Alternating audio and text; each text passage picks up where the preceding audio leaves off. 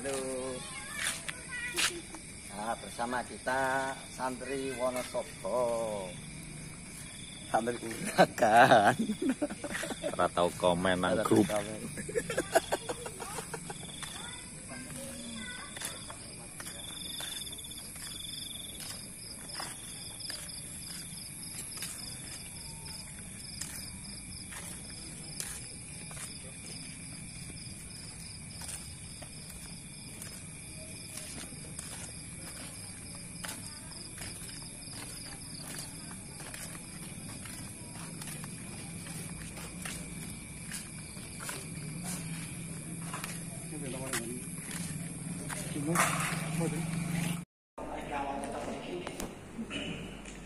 Sebatas paket yang istri saged ningali, sing putra lagi geser ini. Monggo. Nggih, teng sebelah kanan, sebelah kanan sebelah kiri. Ibu ya monggo sebelah ini. Nggih. Pun sedaya ini Gus Mail. Pun. Gus, sudah semua Gus? Sampun nggih. Bismillahirrahmanirrahim. Assalamualaikum warahmatullahi wabarakatuh. Hadirin al-hadirat rahimakumullah, kami ucapkan ahlan wa sahlan wa marhaban bihadirikum. Selamat datang kepada para pecinta baginda Rasulullah Allahumma sholli alaihi. Ibu-ibu, bapak-bapak hadirin sekalian yang dimuliakan Allah, bukan sekedar tamu kami, bukan sekedar tamu galeri. Ibu-ibu hadirin sekalian adalah tamunya baginda Rasulullah Allahumma sholli alaihi. Setiap orang yang mengunjungi galeri semuanya adalah tamunya baginda Nabi.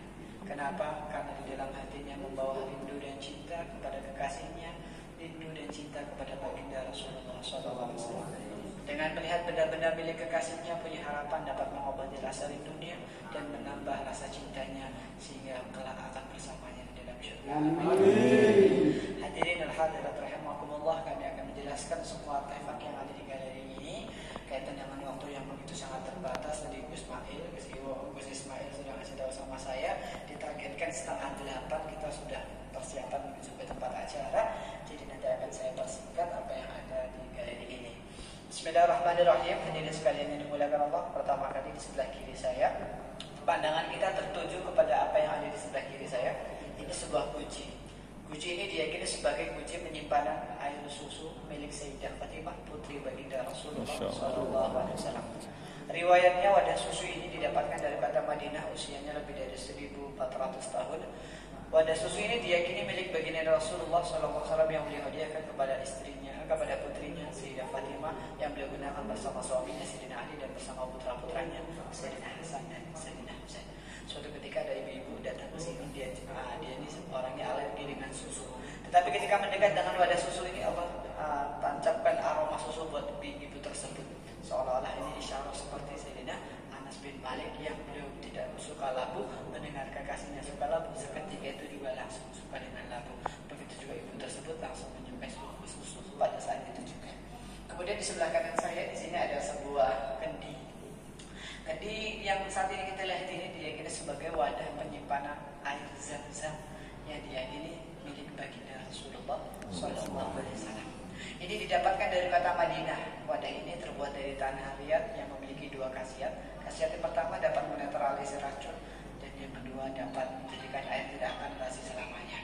Hadirin sekalian yang dimuliakan Allah, wadah air zam-zam milik baginda Rasulullah ini cuma hanya ada 10 lubangnya. Di sini ada dua kemungkinan. Kemungkinan yang pertama, ketika tutupnya, dulu sumur zam-zam masih berupa sumur, jadi ketika mengambilnya cukup dicelupkan dari satu lubang itu air masuk dan dari satu lubang air keluar. Kemungkinan yang kedua, ketika tutupnya diletakkan dengan bagian bawahnya, menyatu antara tutup dengan bagian bawahnya. Wallahu ta'ala a'lam bishawab. Adapun yang sebelah kanan yang paling ujung, kita tertuju pandangan kita ke bagian sebelah sana. Di situ ada sebuah wadah yang diyakini sebagai wadah penyimpanan obat milik Sayyidah Khadijah radhiyallahu ta'ala, istri baginda Rasulullah SAW. Riwayatnya wadah obat itu adalah milik baginda Nabi yang dihadiahkan kepada istrinya. Kasih sayang seorang ayah kepada putrinya telah dicontohkan baginda Nabi yang mulia. Kasih sayang seorang suami kepada istrinya itu telah dicontohkan oleh baginda Nabi yang mulia. Selain artefak yang berwujud, kami juga memiliki artefak bergambar. Di antaranya 9 gambar foto wali, foto makom wali Songo, yang kita ingat-ingat berkah perjuangan dakwah beliau Islam sampai kepada kita. Sampai detik ini makomnya diziarah oleh Islam dari mana-mana. Semoga berkahnya mengalir kepada kita. Amin ya rabbal alamin. Silakan mendekat. Setelah mendekat kita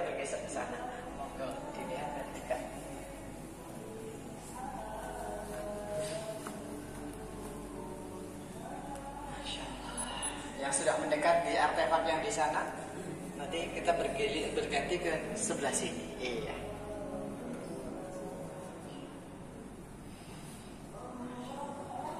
Monggo, ingkang sampun cedak niku sekarang berganti ke sini. Iya.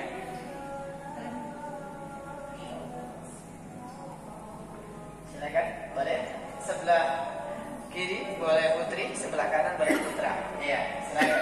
Lebih dekat biar lebih nampak. Bismillahirrahmanirrahim. Hadirin dan hadirat rahimakumullah, akan kami jelaskan sebagaimana yang kami jelaskan sebelumnya. Di sebelah kanan saya, pandangan kita tertuju kepada apa yang ada di sebelah kanan saya. Ini adalah sebuah busur dan 3 anak panah yang besar sempurna dengan stringnya ataupun tali busurnya.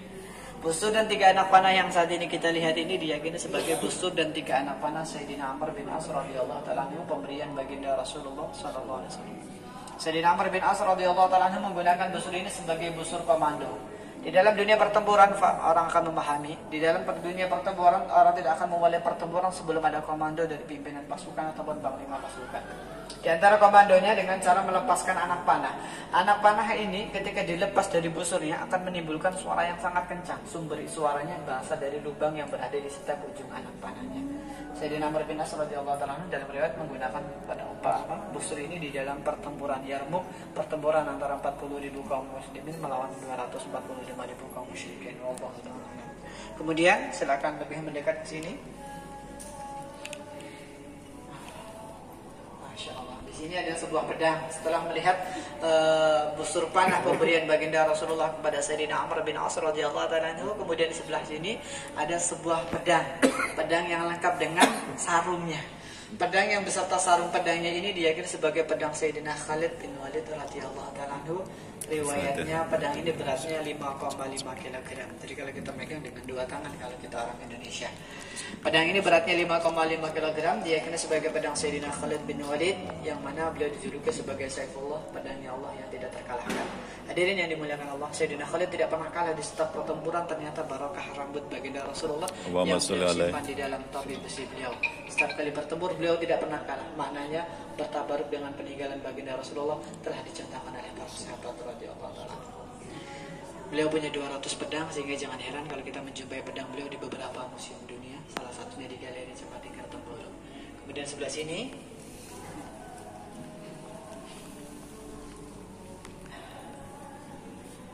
sebelah sini ada pedang lagi. Kalau yang tadi pedang Sayyidina Khalid bin Walid radhiyallahu ta'ala anhu, yang ini pedang yang diyakini sebagai pedang Sayyidina Husain radhiyallahu ta'ala, cucu tercinta baginda Rasulullah SAW.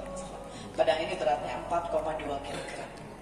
Memiliki ketajaman di antara kedua sisinya.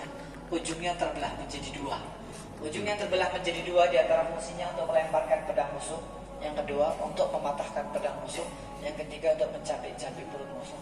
Pedang ini diwariskan kepada putra beliau Sayyidina Ali Zainal Abidin, bertuliskan ya Allah ya Muhammad ya Ali khalaqtal mu'min.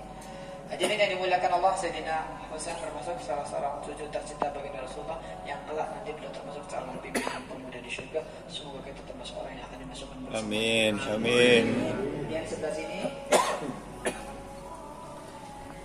di sebelah sini ada sebuah sorban yang terpasang dalam topi besi. Ya, topinya topi besi. Sorban yang terpasang dalam topi besi ini diyakini sebagai sorban Sayyidina Ali bin Abi Thalib karramallahu wajhah. Sorban ini terpasang di dalam topi besi yang warnanya hijau tua mendekati kehitam-hitaman karena telah dimakan oleh usia. Panjangnya hampir 5 meter. Riwayat mengatakan sorban yang terpasang dalam topi besi milik Sayyidina Ali ini pernah digunakan beliau di saat pertempuran Badar. Di dalam pertempuran Badar yang terjadi di tahun 2 Hijriah, 313 kaum muslimin melawan 1.000 orang kafir. Sebelum terjadi pertempuran besar-besaran, terjadi perang mubarazah ataupun perang tanding. Di antara faedahnya untuk mengedonkan ataupun melemahkan lawan. Sayyidina Ali bin Abi Thalib dalam satu keterangan adalah salah seorang yang maju di perang tanding. Suatu ketika pimpinan kaum kafir, diantaranya mereka maju, salah satunya diantaranya Amr bin Wud, menantang satu pendekar dari kaum muslimin. Maka baginda Nabi mengatakan kepada para sahabat, siapa yang siap dari antara kalian untuk melawan dia? Maka tidak ada orang yang berani kecuali Sayyidina Ali berdiri. Nabi mengatakan, jangan, ini bukan lawan kamu. Kemudian tanya lagi, siapa yang di antara kalian yang siap melawan dia? Tidak ada orang yang berani berdiri kecuali Sayyidina Ali.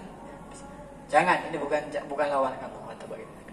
Yang ketiga kalinya tidak ada orang kecuali Sayyidina Ali. Akhirnya Sayyidina Ali dipakaikan sorban dengan dibacakan ayat Al-Kursi, penjagaan, kemudian dipakaikan sorban yang saat ini kita lihat, kemudian dikasih pedang Zulfaqar dari baginda Rasulullah. Suatu ketika Amr bin Wud berhadapan dengan Sayyidina Ali, tiba-tiba kepulan gurun pasir menjadikan pandangan seorang memandangi tidak bisa melihat kedua orang yang sedang berduel. Tiba-tiba terdengar suara Allahu Akbar, Allahu Akbar, Allahu Akbar. Ternyata Sayyidina Ali dalam waktu yang singkat dapat menembas kedua lengannya dan membelah tubuh Amr bin Wud menjadi dua. Sayyidina Ali dalam keterangan kitab Burdah menjelaskan di antara kelincahan beliau ketika bertempur, ketika ada anak panah yang sedang menuju beliau berkendara kuda, maka beliau bisa memutar badan beliau di perut kuda. Benteng Khandaq yang tidak bisa diangkat oleh 8 orang bersama beliau dengan tangan kirinya dijadikan sebagai tamengnya Sayyidina Ali bin Abi Thalib. Selain itu juga beliau termasuk ulamanya para sahabat. Baginda Nabi pernah bersabda, "Ana Madinatul Alim wa Allahu kama jalla." Semoga berkahnya kepada kita semua. Yang dari beliau keturunan yang barokah. Juga semua keturunan kita semua. Kemudian sebelah sini silakan. Di sebelah sini ada sebuah tongkat yang saat ini kita lihat, kita perhatikan, kita pandang dengan penuh kecintaan, pandang dengan penuh kasih sayang. Tongkat yang saat ini kita lihat diyakini sebagai salah satu daripada tongkat kekasih kita baginda Rasulullah. Tongkat ini memiliki kepanjangan 125 cm. Kalau diberdirikan seperti ini kurang lebihnya posisinya. Kemudian pegangannya menggunakan lilitan kulit unta terbuat dari kayu al-ayusyah, dalam riwayat yang lain kayu lus putih. Hadirin yang dimuliakan Allah Subhanahu wa taala, tongkat ini sering berputar dengan sendirinya. Entah dilihat oleh mata telanjang ataupun oleh CCTV. Gedung 1 dan gedung 2 hampir ada 50 CCTV yang setiap CCTV memperhatikan apa yang terjadi di gedung galeri ini. Termasuk tongkat ini sering berputar dengan sendirinya. Ya. Disampaikan kepada guru kami mengatakan itu mungkin kalangan jin atau malaikat yang hadir terhadap peninggalan baginda Rasulullah Sallallahu Alaihi Wasallam yang pengen langsung memegangnya. Maka di gedung galeri 1 ini tidak ada orang yang bisa memegangnya kecuali atas izin daripada guru kami ataupun wakil daripada guru kami. Insyaallah silakan bergeser.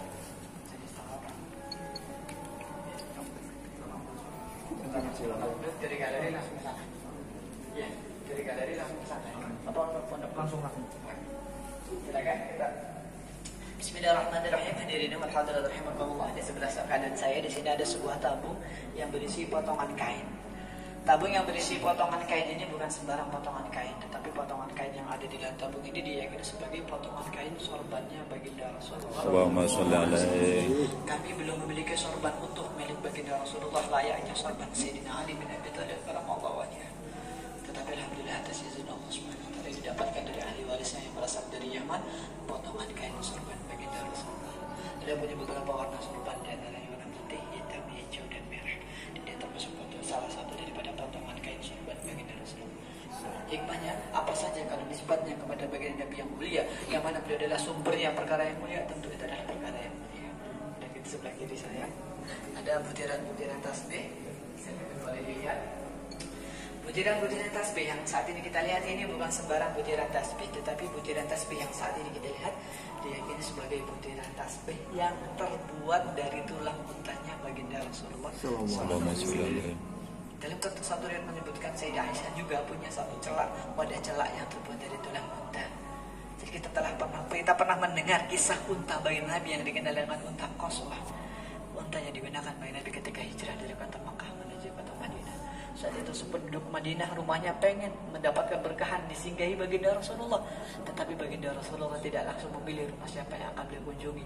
Mungkin di antara hikmahnya supaya tidak terjadi kecemburuan di kalangan para sahabat, maka baginda Nabi pun turun dari untanya, membiarkan untanya berjalan di mana dia singgah.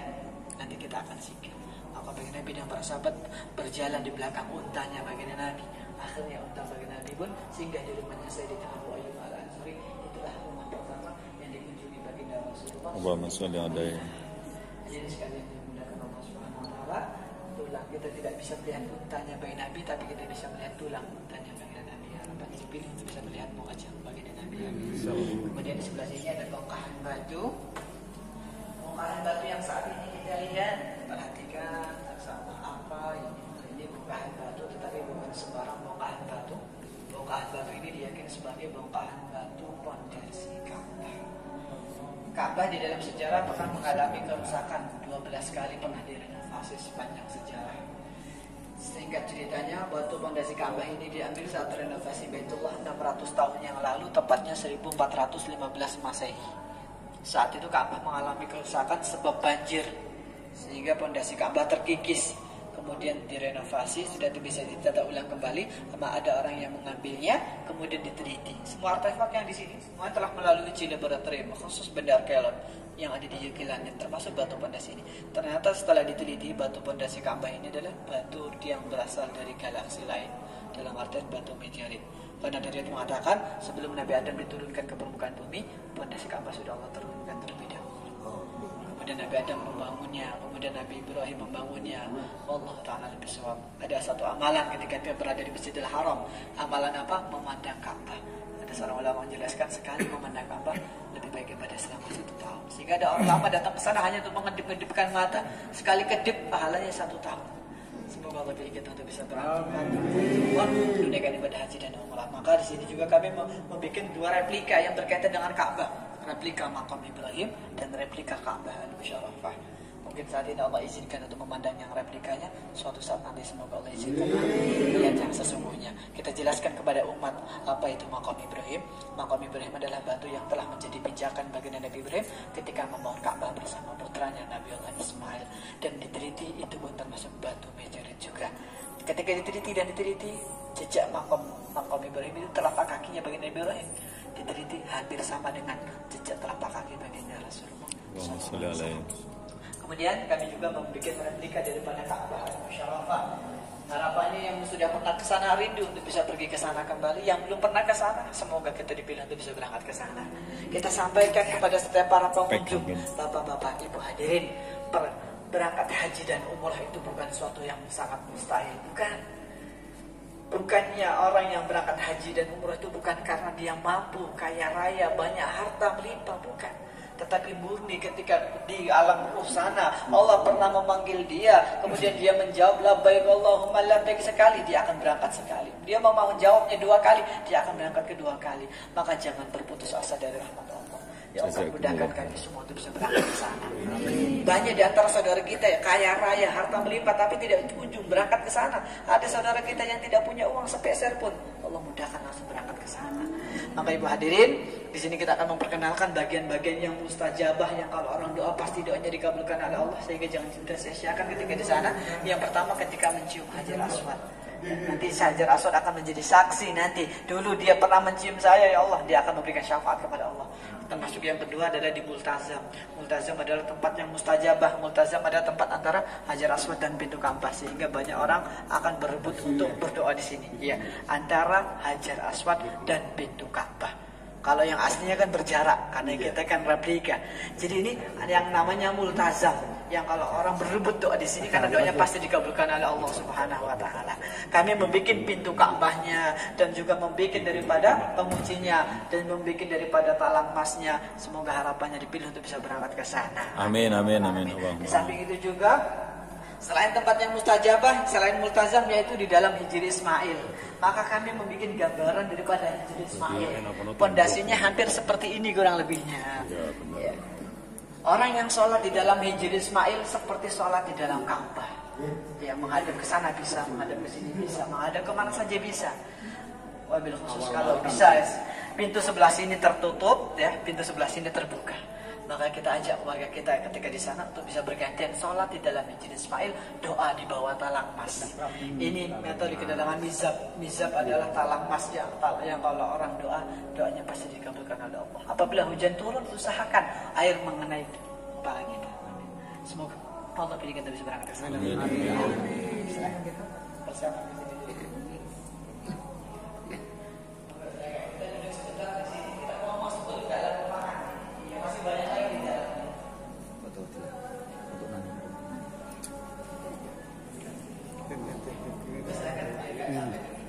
Yang putranya di depan yang mungkin diletakkannya silakan menghadap ke sini. Silakan duduk semuanya.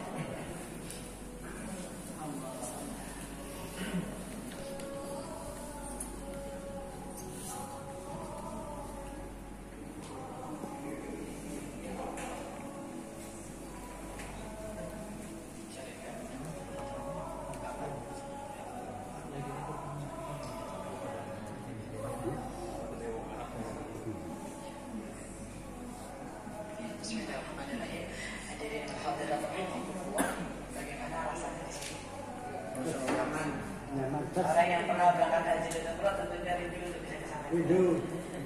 Semoga lebih Bapak hadirin sekalian, gedung galeri ini adalah gedung yang benda-benda yang terdapat peninggalan dari Rasulullah dan benda-benda kesejarah di dalam Islam. Tidak bisa kita pegang, tidak bisa kita sentuh. Di mobil khusus yang ada di dalam. Ruangan yang di dalam ini kami namakan dengan ruangan Raudhah. Harapannya semoga kami dipilih untuk bisa bersolat di dalam Raudhah, di dalam Raudhah Syarifah yang ada di dalam Masjid Nabawi. Amin ya rabbal alamin. Di dalam ruangan yang khusus ini, mohon maaf, tidak diperkenankan untuk mengambil gambar baik foto maupun video. Mengapa? Karena di dalam ruangan ini terdapat benda-benda yang langsung berkaitan dengan yang baginda Rasulullah. Allahumma salli alaihi. Maka rasakan semua yang datang kita ke sini rasakan mau sowan kepada baginda Rasulullah SAW. Seberapa kuat cintanya kepada Nabi, seberapa kuat kesalahan yang akan kita dapatkan di dalam benda ini. Maka hadirin, simpan baik-baik kalian, simpan baik-baik kalian yang sabunnya di dalam tasnya, banyak sholawat dan doa di dalam ruangan galeri khusus di ruangan Allah. Sebelum masuk kita ucapkan salam. Assalatu wassalamu alaika ya sayyidi ya habibi ya Rasulullah. Assalatu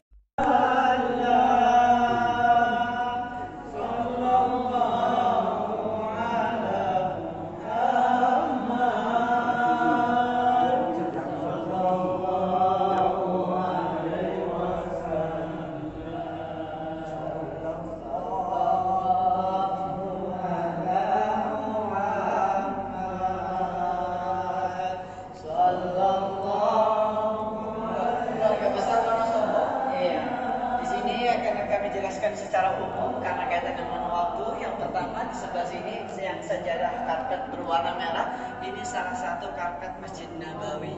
Kami dapatkan tahun 2019 ketika pelelangan pada tahun itu. Hanya saja penggunaan karpet yang berwarna ini mulai dari tahun 2000 sampai tahun 2012 yang berwarna merah. Setelah itu berganti dengan berwarna hijau. Ini karpet yang berwarna hijau ini karpet salah satu karpet Masjid Nabawi kami dapatkan tahun 2019. Ada pun yang di sebelah sana itu karpet Masjidil Haram yang kami dapatkan tahun 2013. Ada pun yang ini iswa yang bertuliskan kalimat thayyibah, ini iswa menutup lima baginda Rasulullah SAW. Kemudian yang di sampingnya iswa menutup bagian dalam Ka'bah Al-Musyarrafah yang bagian di dalamnya. Ya Allah, ya Rahman, ya Rahim. Tahun 2004 Masehi dan di zaman Turki Utsmani.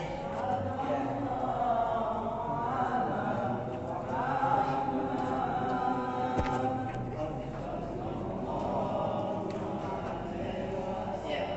Sebelum ke sana silakan ke sini dulu, saya mau beritahu di sini ada sorban Imam Syafi'i yang harumnya tidak pernah hilang sepanjang masa. Bagaimana cara mencium aroma wanginya? Silakan bisa dari antara pintu yang sebelah sini ataupun sebelah sini. Ya. Salah pintu yang di sebelah sini ataupun yang di atas. Ini sorban Imam Syafi'i yang harumnya tidak pernah hilang sepanjang masa.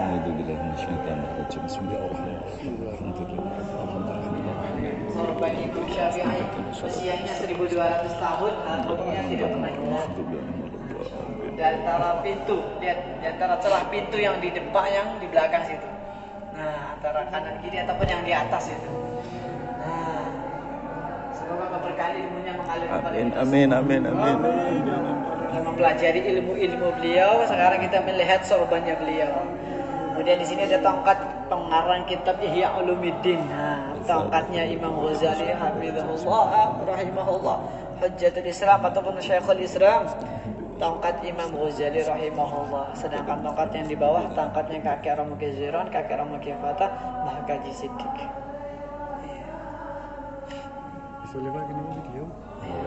Dan yang ini ada sebuah batu yang lebih dikenal dengan istilahnya batu sijil. Batu sijil adalah batu yang diyakini berasal dari neraka yang dibawa burung ababil, sebagaimana firman Allah, wa arsala alaihim tayran ababil tarmihim bijaratin min sijil. Batu yang dilemparkan kepada Raja Abraha. Diteliti masih ada pergerakan apinya di dalamnya. Beratnya 3,5 ons, hampir setengah kilo. Didapatkan dari pegunungan Tanah Mekah. Iya. Kalau yang di sini, ini sebuah replika surat baginda Nabi. Kami belum memiliki yang aslinya. Yang aslinya masih di Yordan. Ini yang replikanya, yang aslinya di Yordan, surat baginda Nabi yang dikirim kepada Raja Romawi. kita berbicara mengenai pentingnya adab di sini. Baginda Nabi mengirim surat kepada Raja Romawi, diterima dengan baik suratnya walaupun tidak mengikuti ajakan baginda Nabi. Walaupun seperti ini, kerajaan mereka pun dijaga oleh Allah. Tapi lain halnya dengan kerajaan Persia. Dikirim surat dari baginda Nabi, suratnya disobek, utusannya pun dibunuh karena tidak adab terhadap surat baginda Nabi. Kerajaan Persia pun dihancurkan oleh Allah Subhanahu wa taala. Maknanya orang kafir saja itu kalau adab sedikit aja kepada baginda Nabi, Allah beri keberkahan. Bagaimana dengan orang iman? Yang aslinya ada Jordan, kami bikin replikanya. Nah, di sini ada satu benda unik. Ini judulnya sebutir beras bertuliskan surat Al-Ikhlas. Cara melihatnya dari depan. Nah, di sini sudah dibantu dengan kaca pembesar. Qul huwallahu ahad, Allahus samad, lam yalid. Dua ayat pertama yang dapat kita lihat, dua ayat terakhir di bagian bawah. Sebutir beras bertuliskan surat Al-Ikhlas. Masya Allah. Sakit ketinggal nggih? Jelas nggih. Cairan kuning itu hanya cairan pengawet. Ya. Berasnya berwarna putih bertinta hitam. Itu didapatkan dari negeri Iran. Ya, sebutir beras bertuliskan surat Al-Ikhlas. Ini cara pengambilan gambarnya seperti ini. Nanti bisa dilanjutkan masing-masing. Iya, diletakkan di bawahnya, kemudian mulai di zoom. Tampak begitu sangat jelas ayatnya. Qul huwallahu ahad, Allahus samad, lam yalid. Nanti setelahnya walam yulad walam yakul lahu kufuwan ahad. Nah, silakan saling bergantian untuk mengambil gambar. Iya. Silakan. Sebelum silakan kami baca foto bersama di Kiswah tahun 2004. Kiswah penutup pintu Ka'bah tahun 2004 dan Kiswah penutup pintu Ka'bah di zaman Turki Utsmani. Foto bersama keluarga dari Wonosobo, silakan. Yang keluarga besar. Iya. Moga calon mantannya nih, calon ini ya, moga silakan. Kayak foto. Beliau ini guru saya muridnya ini. Silakan, kita berbaris, silakan, bro. Iya. Masya Allah. Keluarga besar semuanya. Menurut saya yang putra di belakang, kemudian yang putri di depannya, saya dia. Iya, setuju. Nggih kenang-kenangan mumpung teng mriki ngaten. Nggih. Saya sing ndak pengen kados sepak bola ya monggo sebenarnya mawon nggih. Kamera sing paling mahal, soalnya semakin mahal semakin jahat kameranya. Iya, monggo silakan. Oh, sing istri teng ajeng. Jalan iki.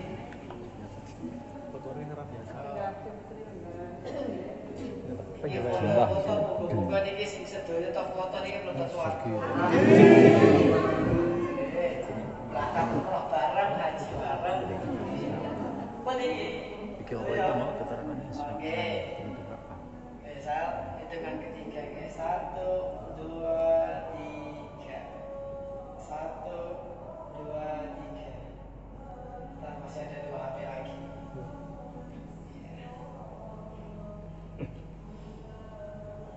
Jangan itu. 1, 2, 3. 1, 2, 3. Ada mau beda lagi? Satu lagi kameranya. Oh, ini. Share. Sing anak grup orang itu kirim orang itu.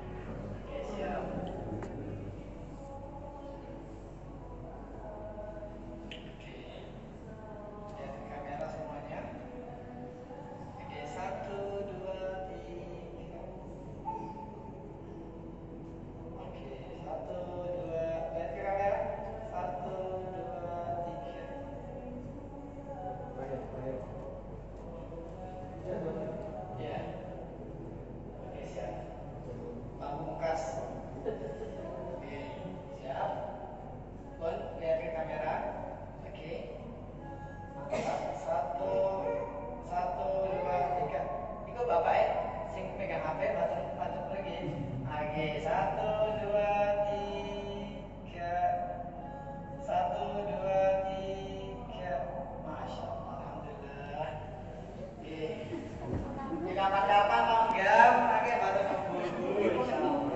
Nah, ini tak ini pengen dan kantor dari tempat ya. Insyaallah. Sakit sarang keluarganya pun, umpamanya Ustaz saya baru ke sini, nanti sakit hubungi Gus Ismail, pakai Gus Ismail pas pengacara. Foto-foto begini. Sambil pakai persiapan langsung percepat acara. Jadinya pada